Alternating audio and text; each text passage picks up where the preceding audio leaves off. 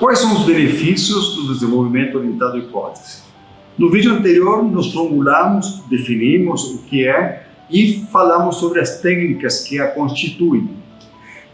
Mas agora falar sobre os benefícios passa a ser fundamental para ver para onde nossos esforços, nossos direcionamentos estratégicos iriam para atender melhor ao cliente.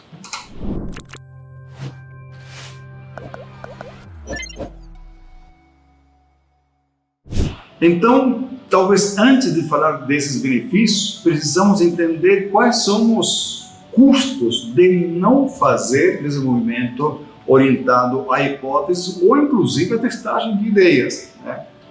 Nós estamos hoje em dia em um mercado bastante complexo. Se nós pensarmos, as coisas acontecem com muita velocidade e há muitas iniciativas em paralelo acontecendo simultaneamente no mundo todo. As soluções nossas são globais. O acesso ao uso dos nossos serviços podem rapidamente serem utilizados por qualquer pessoa no mundo inteiro. Isso faz com que a concorrência seja bastante refinada, bastante forte, né? E muitas vezes esse tipo de movimento, essa complexidade, pode determinar o sucesso ou fracasso da nossa organização. Ou seja, pensando que se temos uma boa ideia, desenvolver ela muitas vezes poderá demandar bastante esforço e dinheiro, ao mesmo tempo de prazos relativamente longos. Em um mercado bastante agressivo, talvez há uma necessidade muito forte de testar essas ideias, né? Jeff Andrew coloca em uma referência bastante forte essa questão de que a melhor maneira de fracassar é conseguir criar um produto completo e depois testá-lo no mercado. Por que ele está se referindo a isso? Porque normalmente esse tempo de desenvolvimento, a gente está trabalhando em cima de um imaginário, em cima de uma ideia, em cima de uma sensação ainda afastada de uma realidade de que isso será um sucesso. E muitas vezes não é assim. Então, grande parte dos benefícios está associada, inclusive, à necessidade de sobreviver dentro de um mercado extremamente competitivo. Investir pouco, testar a ideia e, a partir daí, obter o feedback para poder evoluir em cima desse feedback. Esse feedback passa a ser importante para tomar decisões do ponto de vista evolutivo. Ao mesmo tempo, coloca a organização, estamos falando de todo mundo que trabalha dentro dela, dentro de um espaço criativo, inovador, para poder reposicionar essas ideias frente às próximas rodadas de novidade que irão surgir. Isso também nos permite trazer financiamento para poder sobreviver dentro desse mercado competitivo. É a natureza das startups. As startups estão sempre dentro desse movimento em qual as ideias precisam ser canalizadas e decantadas a partir do próprio feedback do cliente.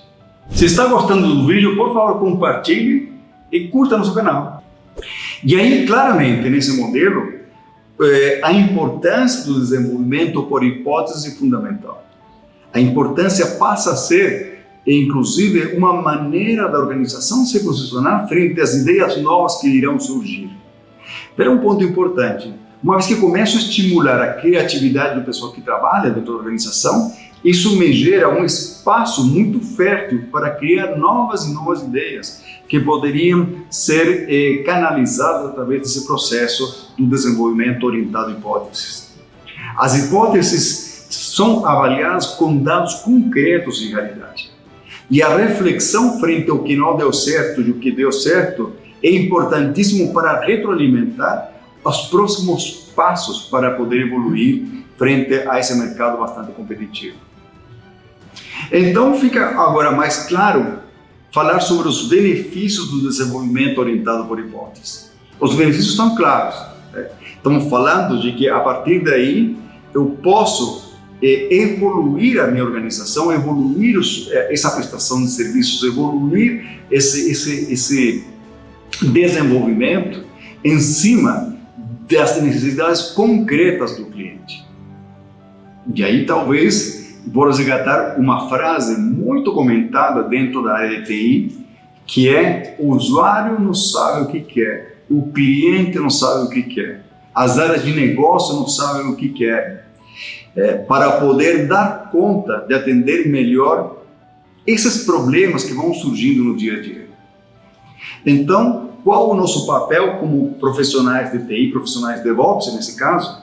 É conseguir investir um esforço pequeno para ir cada vez mais tendo clareza em cima do problema que nós estamos resolvendo e descobrir juntos, né? Há muitas mãos aí, estamos falando das próprias áreas de negócio, a própria pessoa de TI, estamos falando do usuário, do cliente, né? Descobrindo a partir de rodadas curtas como poder canalizar esse esforço, esse trabalho e obter os resultados que a organização precisa. Então, o desenvolvimento orientado a hipóteses me traz uma riqueza melhor de toma de decisões em cima de uma incerteza, em cima de um desconhecido que precisa ser abordado de maneira gradual, com pouco investimento e com uma organização que se adapta frente a essa necessidade de forma rápida também. Ou seja, os processos precisam ser o suficientemente flexíveis ao ponto de poder absorver soluções rápidas e poder canalizar resultados esperados que a organização está formulando. A partir daí, vamos discutir agora um exemplo de uma organização como a Yahoo, né, dentro de um produto deles que é o Respostas, como foi traduzido ao português, né, frente a esse movimento de desenvolvimento orientado a hipóteses. Se você está achando esse conteúdo relevante, por favor, compartilhe, assista no seu canal. Um caso importante, como mencionei, é falar um pouco do que a Yahoo, a partir do site de Answer, ou de Respostas, fez para poder atingir as metas de ganhar engajamento dos seus usuários. O ponto fundamental aqui, que talvez não mencionei anteriormente, é o ponto no qual, se eu estou trabalhando em cima de entregas mais espaçadas, o foco do desenvolvimento irá atender as metas do ponto de vista funcional. Agora, se eu aumento a frequência e estou entregando com maior quantidade de vezes, meu foco do trabalho está em cima do resultado. E o resultado não necessariamente é funcionalidade. Essa divisão sutil que estou tentando diferenciar é importantíssima quando nós precisamos entregar e entender qual é o resultado que eu espero em cima do usuário final.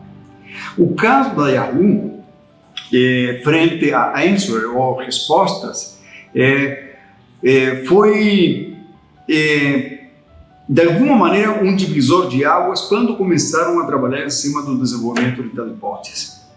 Começaram a aumentar a frequência. Por quê? Porque estava acontecendo que, apesar de ter uma quantidade gigante de usuários, mais de 20 milhões e mais de 140 milhões de acessos semanais, ou seja, o pessoal estava engajado, a quantidade de acessos estava diminuindo à medida que passava o tempo. Então, alguma coisa estava acontecendo que estava se perdendo o engajamento. Então, as técnicas que foram aplicadas de aumentar a frequência, de começar a ligar as pessoas que estão dentro da organização em cima, não mais de ser proprietários de funcionalidades, e sim proprietários concretos em cima da solução, começou a fazer com que o engajamento aumentasse. Mas que tipo de métricas foram relevantes para conseguir aquele objetivo? Quando estamos falando de resultados, a Yahoo fez a seguinte proposta de métricas que precisavam ser mudadas. Por exemplo, o tempo da primeira resposta, o tempo na qual alguém lança uma pergunta, em quanto tempo houve uma resposta. Se eu consigo diminuir esse tempo, eu estou criando um maior engajamento em cima dos usuários. Segundo, a hora de responder. Em que horário é a melhor hora que o pessoal começa a responder as questões? Terceiro, feedback positivo da resposta. Quantas vezes as pessoas que leram as respostas avaliavam como positiva? Se eu aumento, isso significa que eu tenho um maior engajamento. Quarto, quais respostas, semana, pessoas acontecem? Com que frequência os usuários estão acessando diariamente, semanalmente? E a partir daí, se eu começo a aumentar essa frequência de acesso, eu estou criando um maior engajamento. E por último, a taxa de pesquisa, com que frequência as pessoas perguntam ou fazem análise das respostas que permitem criar e alimentar esse movimento todo.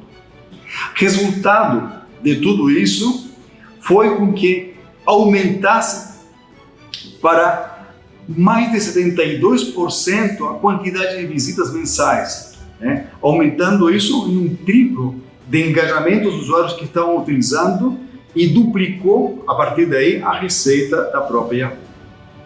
Ou seja, viram, a partir desse exemplo, na qual as metas e os objetivos estavam focados em cima do resultado, o aumento de frequência e o estabelecimento em cima do trabalho orientado a hipóteses ajudou a criar um melhor engajamento e garantiu o sucesso da própria organização.